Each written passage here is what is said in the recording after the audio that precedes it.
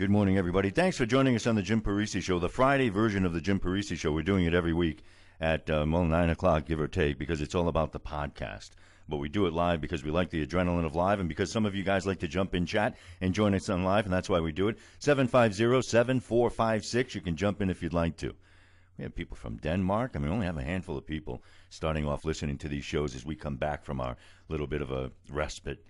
And we have Tom from Denmark. So we have a lot of people coming in. They're coming in from Facebook now. A lot of people listen to it later. Got a nice compliment or two from last week's show, so gets us fired up. So we're going to just go whole hog into it. And you know what? That's the first time in my life I've said whole hog, so you should appreciate that very much. What I want to talk about is this, okay? This is the time of year. Why did we bring the show back? Well, we brought the show back because I'm watching everybody give what I consider to be biased information, whether it's the right-wing guys or it doesn't matter if it agrees with you. If it's biased, it's biased. And that's what one of the problems is. See, we love to hear. There are two types of people in the world. The type of people in the world that if you come into a room and they say, you look great today, but you don't, they're happy to hear that. They feel good hearing that. And then there are kind of people that really want to hear the truth.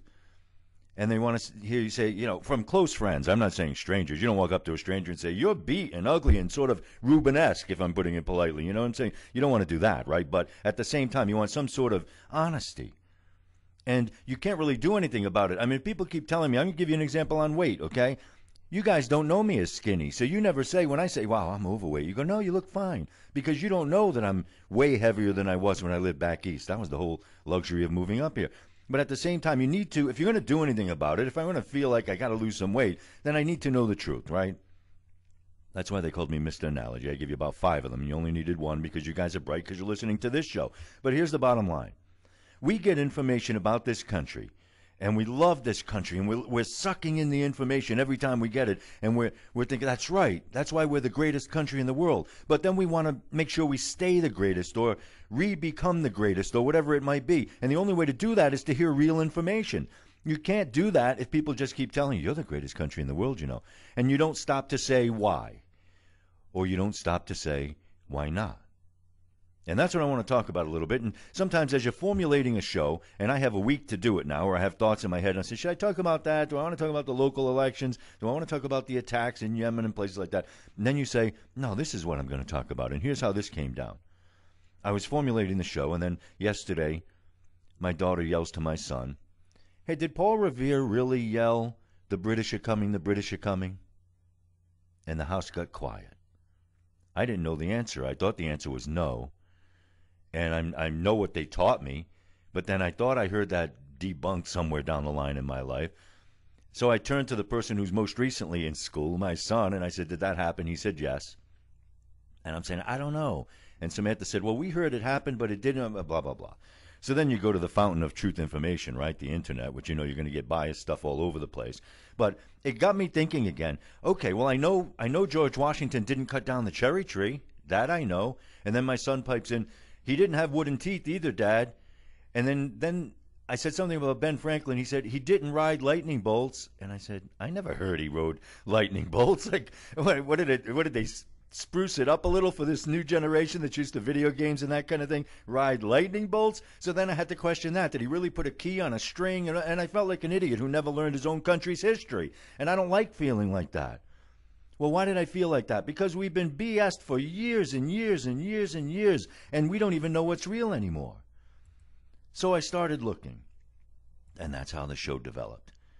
First thing I wanted to do was find out about Paul Revere. Now, a lot of people listening to the show, probably every single one of you guys are brighter than me in some form, so you might not have to look this stuff up. Here it is from historynet.com. Is that a legitimate site? I don't know. Do they know more than I do? Absolutely. The enduring image of a lone patriot night rider rousing the countryside to arms has been burnished in American poems, books, movies for 2¼ centuries. The underlying message is always the same. A single brave man can make all the difference. In a letter written in 1798 to Massachusetts Historical Society founder, Paul Revere described his actual adventures during that midnight ride of April 18th, 19th in 1775. His mission was to warn of danger to patriots outside Boston, particularly to 2 leaders who were opposing the government, Samuel Adams, he of beer fame, and John Hancock. Revere began his account. I added the beer thing, by the way. suspicious activities of the British forces in Boston during the week preceding April 18. I won't go through the whole thing. But fascinating to see an actual letter, in theory, I have to trust this for now, from Paul Revere, written in the 1700s, that gives you actual information. I was all excited looking at that. I didn't care whether it was sensationalized so that I would find it interesting. I didn't care if they made him a hero or not a hero. I wanted actual information about an important event in this country so I can make some decisions in life and feel like I have some little semblance of knowledge. On Tuesday evening the 18th, this is his letter, allegedly, reportedly, it was observed a number of soldiers were marching toward the bottom of Common. About 10 o'clock, Dr. Warren, who is Joseph Warren, it says, one of the few Patriot leaders who had remained in Boston, sent in great haste for me and begged that I would immediately set off for Lexington, where messengers Hancock and Adams were, and acquaint them of the movement, and that it was thought that they were the objects of my run. When I got to his house, and then he goes on and on. He got on a boat. He went across the water. We would show 2 lanterns in the North Church steeple, if by land 1 lantern. So that part was real, right? I then went home. I went to the north part of town where I kept the boat. So this is interesting. I set off upon a very good horse. It was then about 11 o'clock and very pleasant. After I passed Charlestown Neck, I saw 2 men on horseback under a tree. When I got near them, I discovered they were British officers. One tried to get ahead of me. The other tried to take me. I turned my horse very quick and galloped toward Charlestown. I then pushed for the Medford Road. The one who chased me, endeavoring to cut me off, got into a clay pond where Mr. Russell's Tavern is now built. I got clear of him and went through Medford, over the bridge, and up to Monotony. I guess that's is. In Medford, I awakened the captain of the Minutemen, and after that I alarmed almost every house till I got to Lexington. I found Hancock and Adams at Mr. Clark's. I told them my errand and inquired Mr. Dawes. They said he had not been there. I related the story of the 2 officers, whatever. Now, am I the only one listening to that finds that more interesting? Are we supposed to listen to one detail? Look, here's my theory, born in ignorance. I think that people were more simple then. I think then you had to give them one overriding fact, much like the Bible is written and that sort of thing. Just a moral, just a fact. So those folks might want to just hear that George Washington was an honest man. So they say he cut down a cherry tree and then he couldn't lie about it. It might have been too much to get into the complexities of George Washington's life and decision and agonizing over what decisions he made and whether to lead this country and other things. I mean, that's complicated and, for me, darn interesting. But maybe for people back in the day, that was too much. They didn't have the internet and the phones and the quick communications to check things and have things in written form and have things digitized. They couldn't do anything too deep. So it brings me to modern day and how this all happened. We now have a generation of young people that can master 250 levels of the toughest video game in less than 2 hours. We use 10% of our brain. They fill 9% of it up with information about Snooki's new baby and, things that you really don't need to know. There's a great image that gets passed around social networking saying, do you know these people? And it shows Jersey Shore actors and actresses. And for those of you who don't know Jersey Shore, my hat's off to you if I had a hat. And then on the other side of the poster it says, do you know who these people are? And it's all great men and women from history. Nice poster. But the point is, if they have the capacity and the wherewithal and the electronic means to grasp the detail of greatness, shouldn't we provide that to them? Shouldn't we make sure that they have avenues? I mean, think of this for a second. We have young people capable of sponging information like never before. And what do we give them? We give them memes, as my friends like to say, on the internet. We give them silliness. I have to stop my son from saying, oh, look, Rick rolled again. I mean, it's all we do. Call me maybe. And this is what they're filling their heads with. Now, is it bad? No, it's fun. It should fill 1.2 millionth of 1% of their brain. But it's filling a lot of their brain. Why? Because we're all busy. The economy's terrible. 2 parents are working. They're not home all the time. Teachers have agendas. Politicians have agendas. You can't believe any of the ads of any of the politicians. They all make one good point and then they twist it a little bit. They all do it. The people I love do it. We should fill their heads with information for them to be able to save this country and keep this country great and make it the greatest country in the world again if it isn't. And we're going to speak to that in a couple of minutes. This is the time to do that. Think about it just logically for 1 minute. We have the means to do that. If we made it popular to go onto website X and learn what they need to know to really grasp what sort of man a George Washington or a Paul Revere was, with his deficiencies and imperfections, don't we have an obligation to do that? And we're not doing that. Is the U.S. declining? I'm going to play a clip for you. Now, if you listened to me last week, first of all, God bless you for doing that because you were one of a handful. But I want to play a clip from the Newsroom. The Newsroom, to give you a little background one more time, the season's over. It's been signed for another season. It's a Aaron Sorkin masterpiece in some ways, catastrophe in others, that he wrote for HBO. First time I signed up for HBO in many, many years, and it was because of this series. I had seen it on a trip in a hotel room, was blown away. I wanted to play you last week the opening and closing segments. The opening, which was the first 5 minutes of the whole series, and the closing, which was the last 5 minutes of the whole series, months later. I played the closing. Today, after I took the time to take out the curse words, because it's HBO, I put together the open. I want you to hear it for 2 reasons. First reason, I want you to see the potential that this series started with. The second reason, I want you to feel the pain, I suppose, of the truth.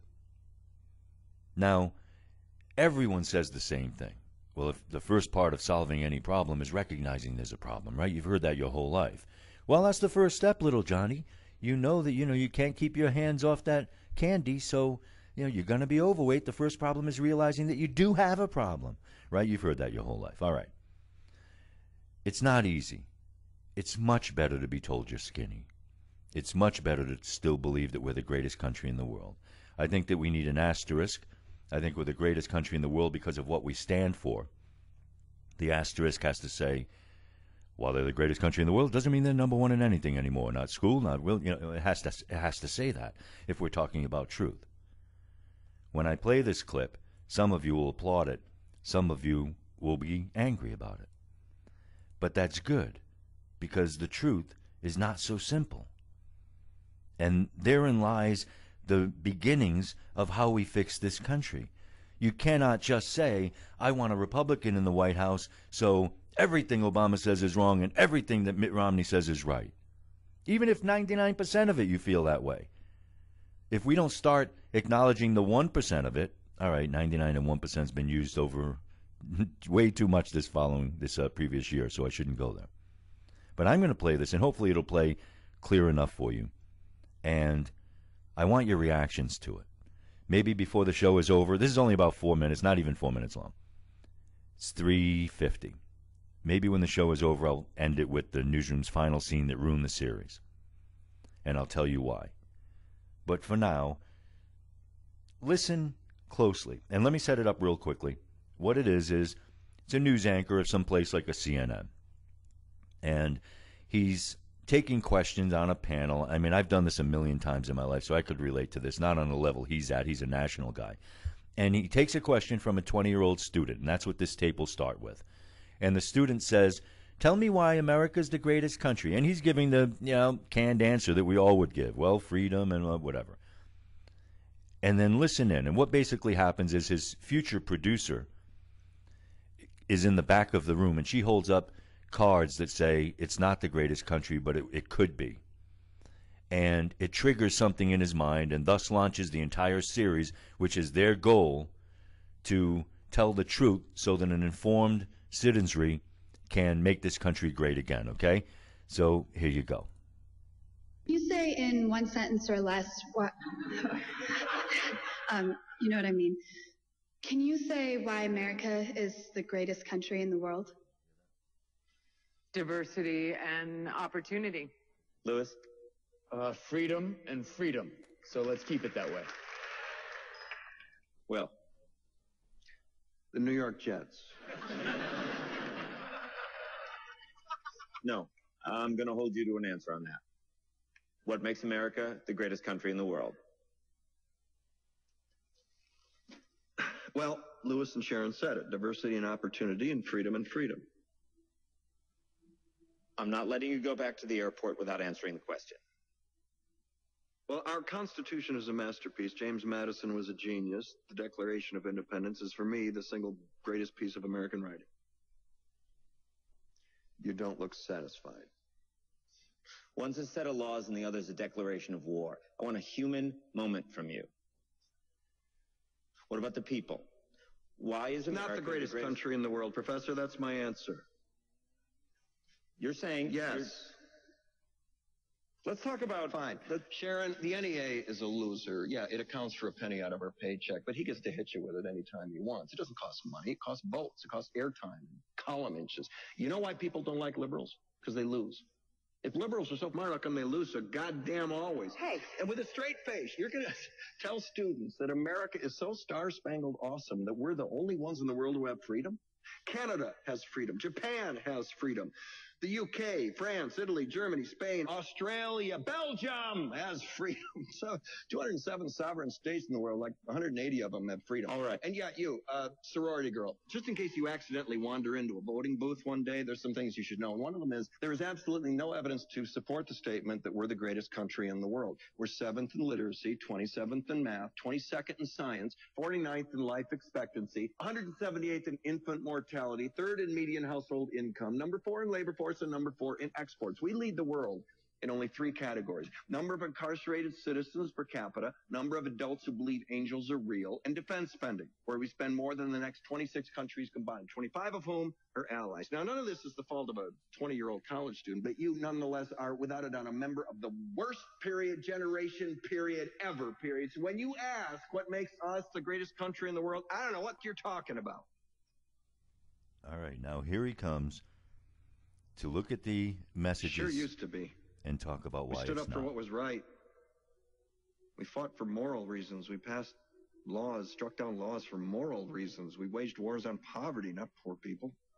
We sacrificed. We cared about our neighbors. We put our money where our mouths were, and we never beat our chest. We built great big things, made ungodly technological advances, explored the universe, cured diseases, and we cultivated the world's greatest artists and the world's greatest economy. We reached for the stars, acted like men. We aspired to intelligence. We didn't belittle it. It didn't make us feel inferior. We didn't identify ourselves by who we voted for in the last election, and we didn't scare so easy.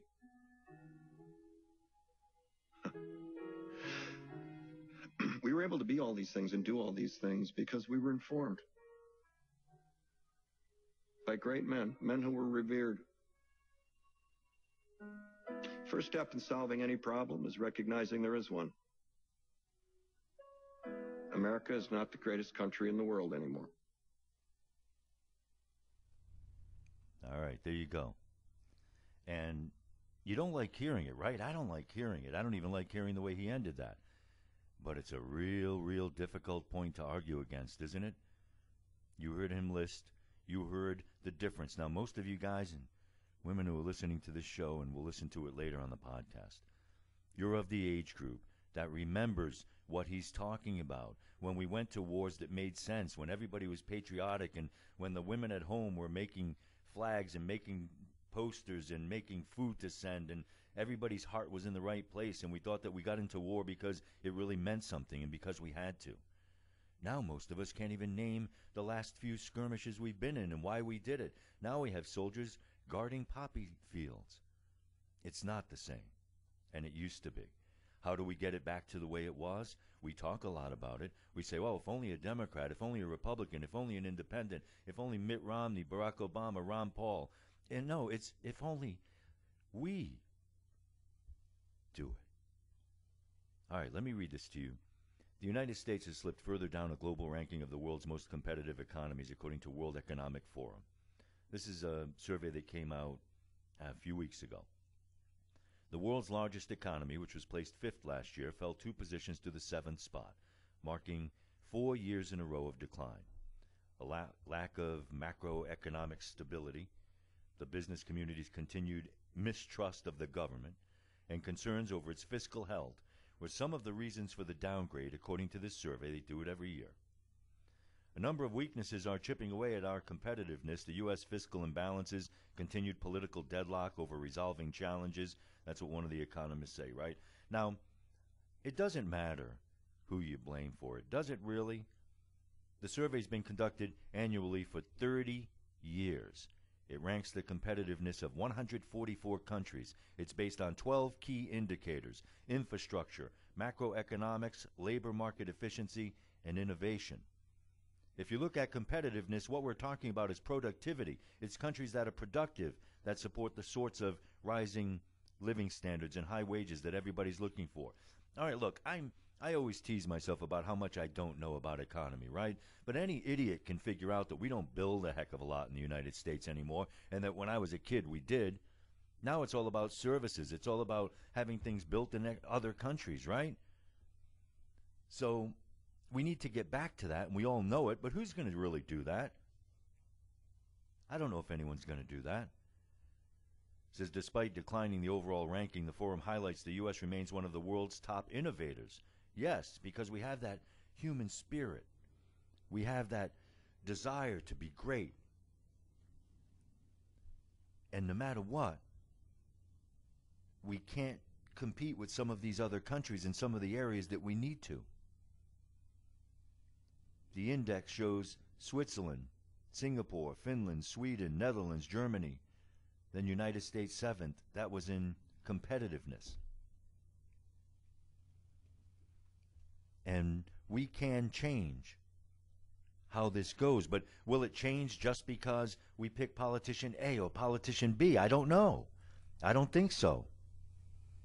I think that we need to just sit and be calm and understand where we sit and why we sit here and look, it's not conspiracy or anti-government to say that the government has gotten so large now that I see liberal people coming up to me saying, boy, the government's way too big. So it's not a liberal and conservative thing. It's a too big government thing. How can you not see that? How can you not see when 46% of us are on food stamps that something's not working? So truth gets us on the path to being greater once again, right? The Newsroom clip that I played for you a couple of minutes ago, that spells it out, right? When you listen to that, you get a feel for, hey, maybe in fiction, we could see what journalists cannot do in reality, right? Maybe in fiction, we can finally see that happen. Sadly, no. Here's a clip from the final scene of the show. The scene that takes this noble cause and fantastic series and crushes it beneath the boots of partisan Hollywood politics and nonsense. Truly art imitating life. Listen up. Circumstance, seek to reach a compromise with your opponent, or do any of what Democrats and genuine Republicans both call governing. Senate Minority Leader Mitch McConnell. Our top political priority over the next 2 years should be to deny President Obama a second term. And one other plank in the Tea Party platform. If you're poor, it means you're either too lazy or too stupid to be rich.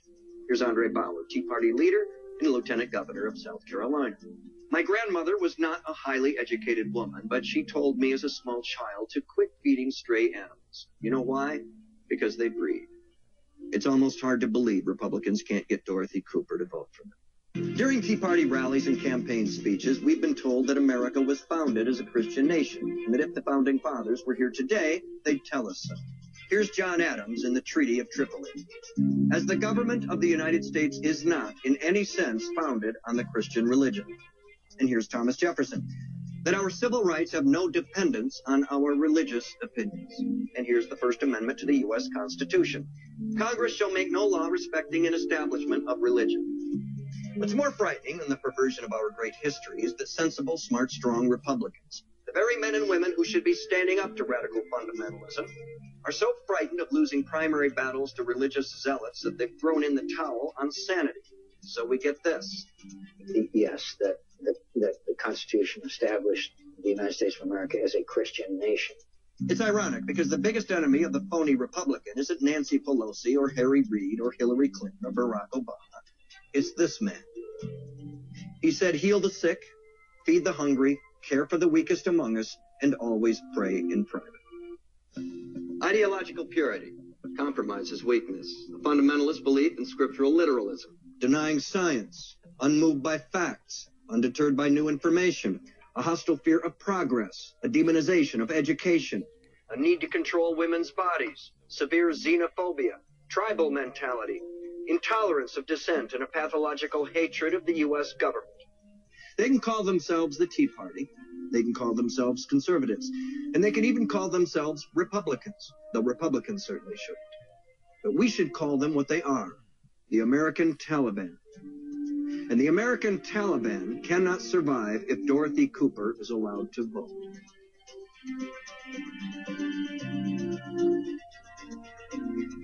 Terry Smith's coming up next for the Capitol Report. This is Newsnight. I'm Will McAvoy. And there goes your credibility, the newsroom.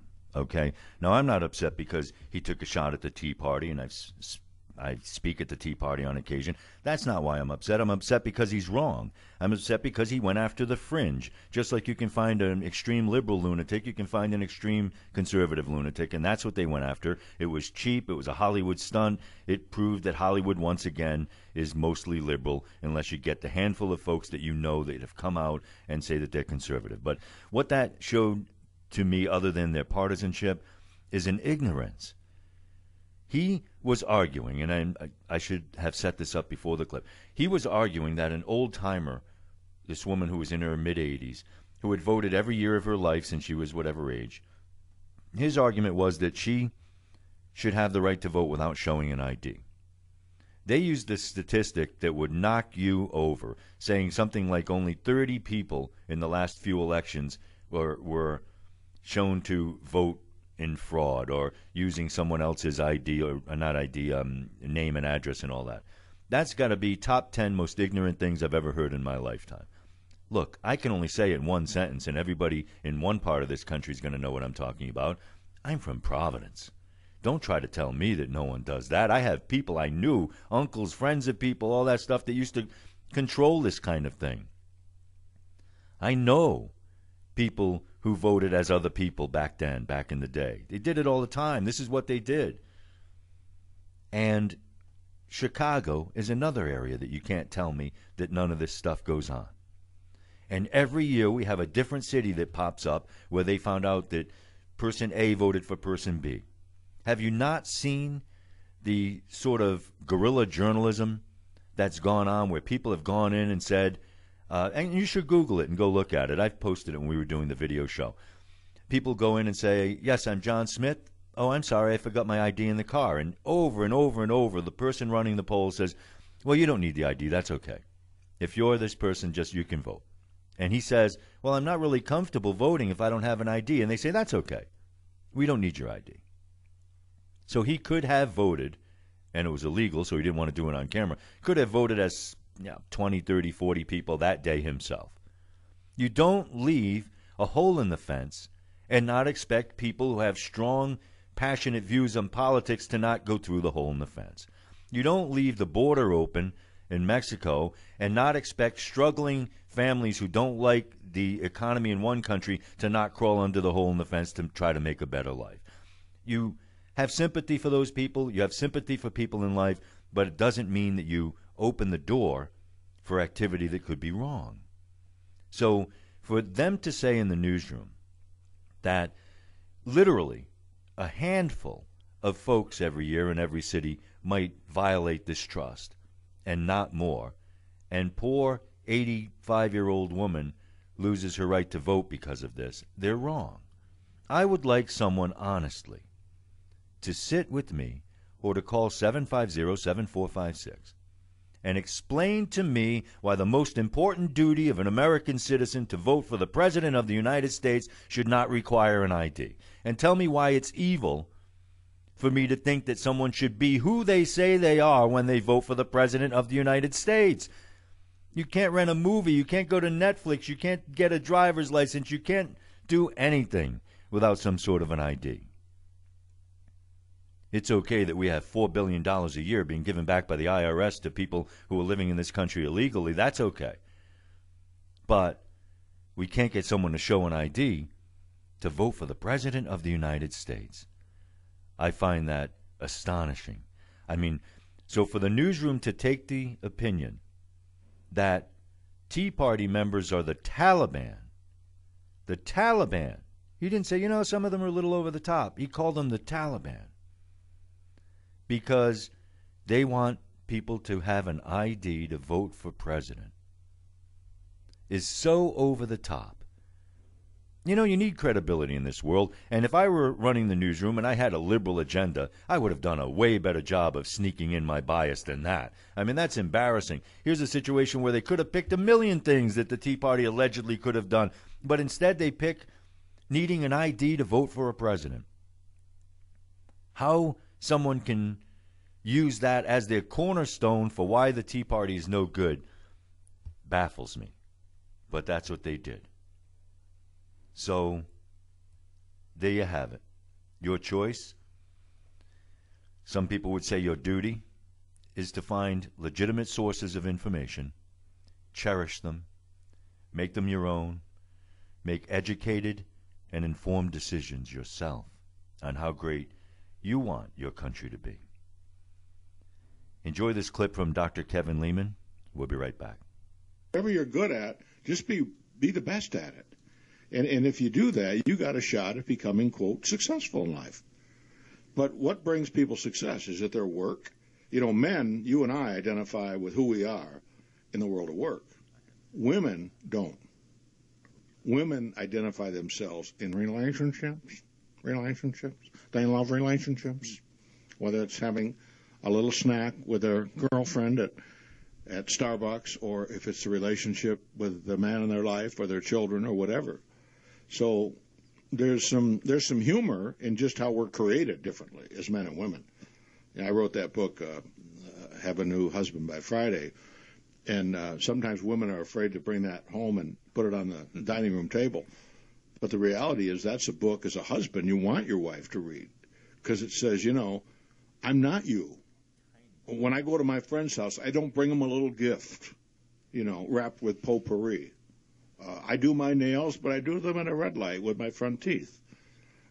So we function differently, and it's the differences that make us a couple. But women in general, they just love relationships, and us men, we specialize in arm's length relationships because we over-identify with who we are in the world of work. So what happens when you have to be Mr. Mom and stuff? It's pretty tough. She'll tell you, I had to do it for a while, and I thought I did okay. The kids will say I did okay. Valerie said I was miserable the whole time. Didn't realize I was miserable the whole time. I thought I was enjoying myself, but she could tell. Right. She agrees with you 100%. In all probability, if Valerie is representative of her gender, she is a multitasker. So she would juggle functioning like this, throwing 5 or 6 orange balls in the air at the same time. Where Parisi and Lehman would be more likely to juggle like this with 1 ball in the air at a time. When my wife had a retail shop on Grant Road called Shabby Hattie Antiques, oh my goodness, she was gone the whole day. I'm home all day. So I'm trying to make dinner. Was that a hoot? How do women ever get dinner all to come out at the same time? Because whenever I cooked, it was, okay, everybody come to the table. We're going to have corn. And then 10 minutes later it was, all right, everybody come on back. We're going to have a potato. Potatoes are ready. And it amazed me how Sandy can just take things and she'll just make it all happen. And once we love pork tenderloin. And Costco, by the way, sells the best pork tenderloin around. And so I went down to Costco. I'm going to surprise her with a big dinner. She's working all day long. I'm the little husband that wants to have dinner ready for when the hardworking wife comes through the door. Well, I knew she put soup on it, Jim. But I couldn't remember what kind of soup it was she puts on the thing. So I figured out myself it was chicken noodle. So I went and got chicken noodle soup, and I put it on this pork tenderloin, and I baked it and put some spices on it and stuff. And, well, it came out looking like there were maggots all over it. From the rice, sort of, yeah. From the so it was onion soup and not chicken noodle soup, and we still laugh about that to this day because no one would even eat the pork tenderloin. So viva la difference between how men and women do things in life. I just think it's fundamentally important to understand that your wife does not think like you do. Okay, she thinks completely different. She wants you to know how she feels without her having to tell you how she feels. You're supposed to know how she feels. So when she asks you a question, it's not a question, Jim. She's telling you something. So if it's, Jim, do you want to stop for dessert? She's not asking you. There's no opinion here required. She's telling you, honey, I want to stop for dessert. Okay? And if she says, honey, we need to talk, no words are required by Jim Parisi. You're already done by then. By the time she says we need to talk, though, I know. Something happened. Stick a fork. Yeah, we're done. Trouble. Hey, we have 2 minutes to the bottom of the hour, and then we're going to keep you if you can stay till the top. Yeah. But I'd like people to call in, 790-2040. So let me get in right now. Where are you Friday? What are you doing? Barnes & Noble? Oh, Barnes & Noble on Broadway right here. I think it's 51 something. Cool. 5130, I think it was. And when I do, and this goes back. All right, Doctor, I'm going to kick you right off because you're not going to really be at Barnes & Noble this Friday. I would rather do that than put nothing in the commercial break while we set up for the final segment of the show. I want to also tease you a little bit with Dr. Kevin Lehman because he's a big friend. And I don't mean big, Doctor. I don't mean like a weight thing or anything like that. But he's a good friend of the show, always has been. And he will be right here in studio a week from today, next Friday's show. For those of you who are new and you're listening on podcast later, the shows are every Friday at 9 o'clock. And what you're really doing is you're coming into a live taping of a podcast is what you're really doing.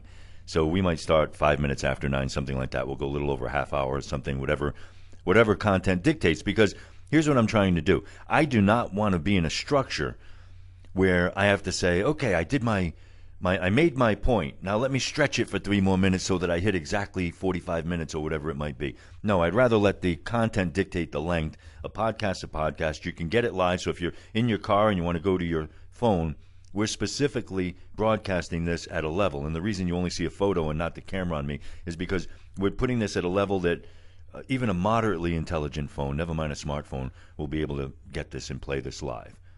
And if you need it, and there are some folks who have tested it for us, almost anything can play it. If you go to jimparisi.com and you go play it, some phones, many phones, iPhones and things like that, there's a simple app for live stream.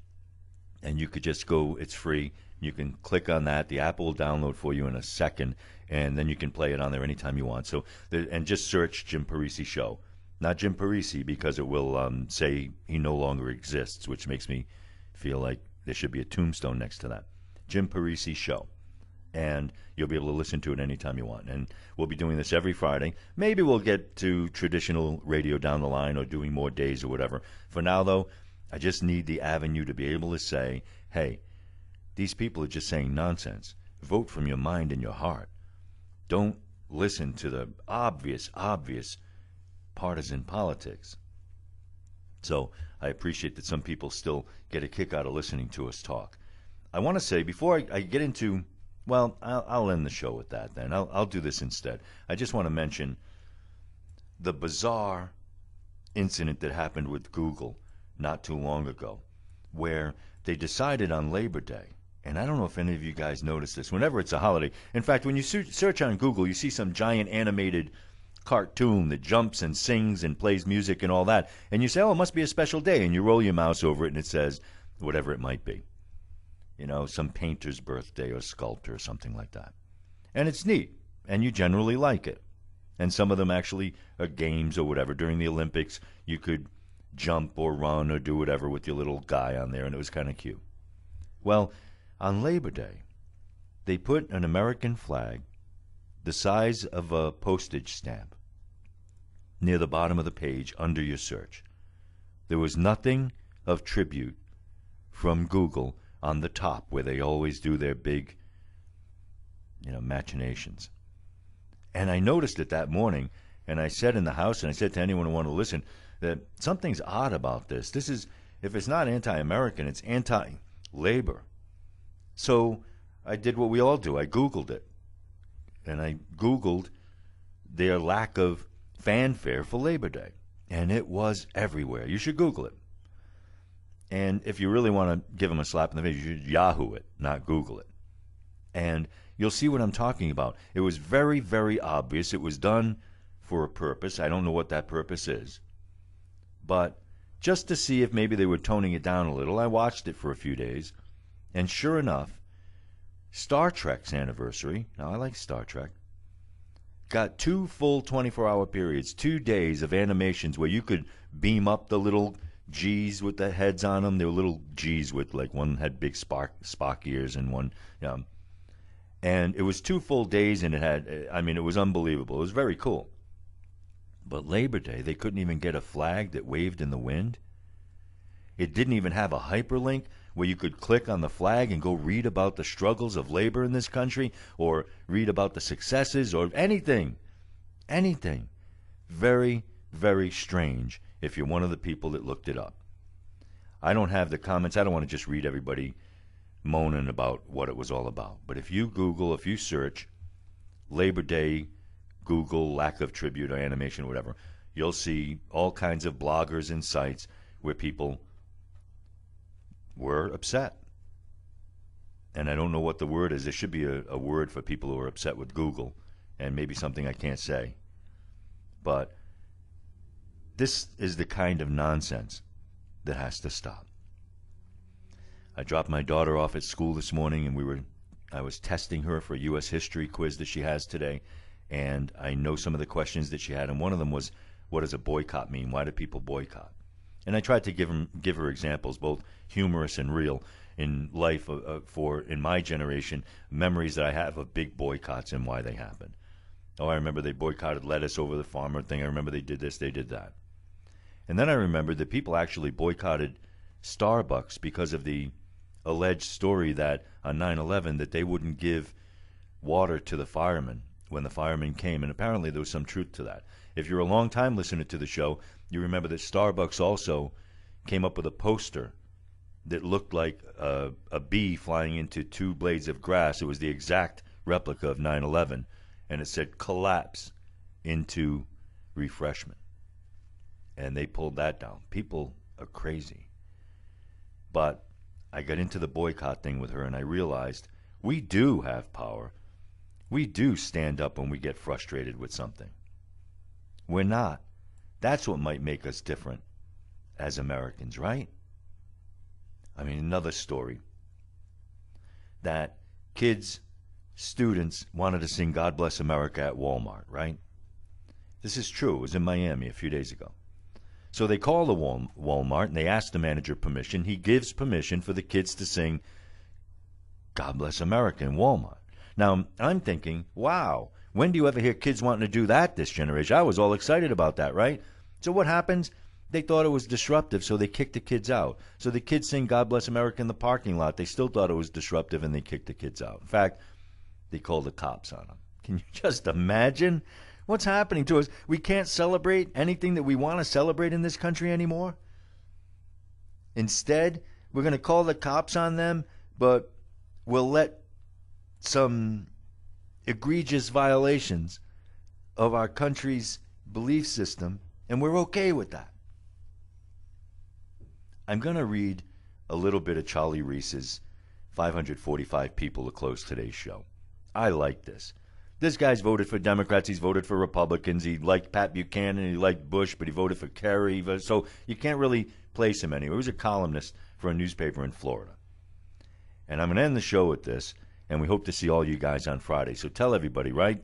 Get on Facebook, get on Twitter, get on Skablochnik, the one that we just invented, and tell everybody out there about this show if you get frustrated with some of the media choices you have. 545 People by Charlie Reese.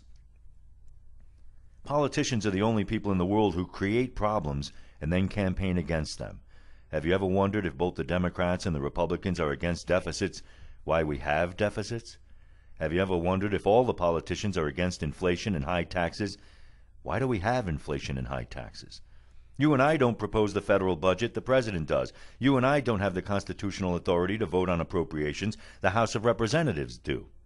You and I don't write the tax code, Congress does. You and I don't set fiscal policy, Congress does. You and I don't control monetary policy, the Federal Reserve does. 100 senators, 435 in the House, 1 president, 9 Supreme Court justices. It equates to 545 human beings out of the 300 million, and they're directly, legally, morally, and individually responsible for the domestic problems that plague this great country. I'm sorry, I added great. I excluded the members of the Federal Reserve Board because that problem was created by Congress. In 1913, Congress delegated its constitutional duty to provide a sound currency to a federally chartered but private central bank. I excluded all the special interests and lobbyists for a sound reason. They have no legal authority. They have no ability to coerce a senator, a congressman, or a president to do one cotton-picking thing. I don't care if they offer a politician $1 million in cash. The politician has the power to accept or reject it. No matter what the lobbyist promises, it's the legislator's responsibility to determine how he votes. Those 543 human beings spend much of their energy convincing you that what they did is not their fault. They cooperate in this common con, regardless of party. What separates a politician from a normal human being is an excessive amount of gall. No normal human being would have the gall of a speaker, capital S, who stood up and criticized the president for creating deficits. The president can only propose the budget. He cannot force the Congress to accept it. The Constitution, which is the supreme law of the land, gives sole responsibility to the House of Representatives for originating and approving appropriations and taxes. Who's the Speaker of the House? John Boehner.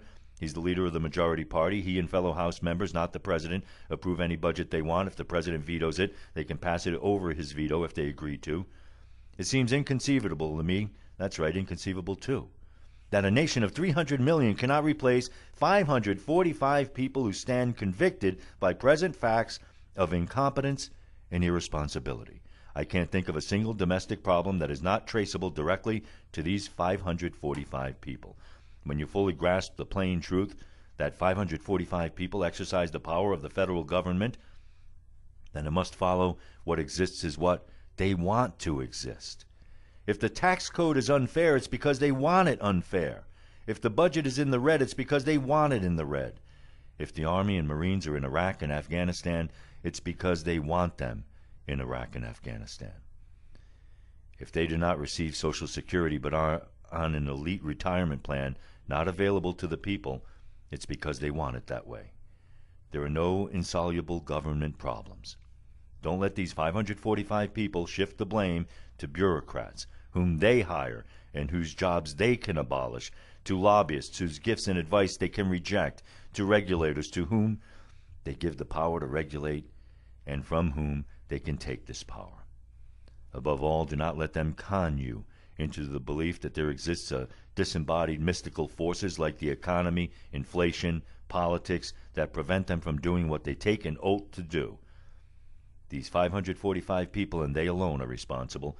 They and they alone have the power. They and they alone should be held accountable by the people who are their bosses.